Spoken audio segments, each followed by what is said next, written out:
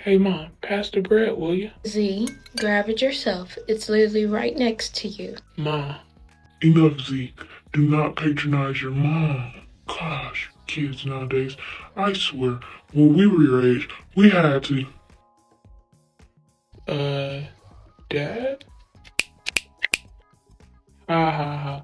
Okay, guys, very funny. The joke's over. Really, Tony? I said smooth transition. Smooth. Anyways, hello, Ezekiel. I will be showing you a few visions today, so pay very close attention. We have to hurry up because I have a few other people that I have to get to today, okay? Let's go. Wait a minute. What's going on? Where am I? Oh, my lord. Oh, speaking of him, where is he? He's supposed to be a part of this presentation. Hey, excuse me. Am I getting kidnapped?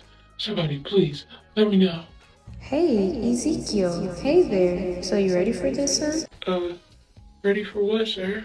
What's even happening? Ah, perfect. There you guys are. Both together. Okay, so just step over to the left and we can get started. I'm about to boot it up over here. Come on, and keep up, because we have a lot to go through, and we're going to go through it pretty fast. So near the Kabar River in Babylon, you'll have a vision. You'll see angels that hold up the throne accompanied by spirit angels.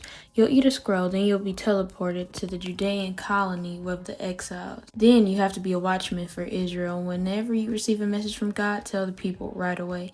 Then I need you to stage the siege of Jerusalem. You have to be the scapegoat bearing all of Israel's sins. You'll have to lie on your side one day for each year of their sin. Oh yeah, also, you'll have to cook your food over poop, but we'll talk about that another time. Next, I need you to turn to the mountains and prophesy against them. Oof. And oh yeah, so it gets pretty sad because the Israelites have hardened hearts, so they won't really care about what you're talking about. Then you'll be transported in a vision to Jerusalem to witness the idolatry in the temple. Then it will be a slaughter of the idolaters, and the glory of God will leave the temple. Then Israel leaders will be judged, and while still prophesying, a man will drop dead, and you'll fall to your face crying out to God, asking him, will everyone in Israel be killed?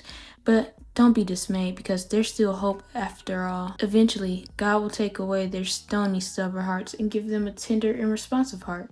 Any questions so far? What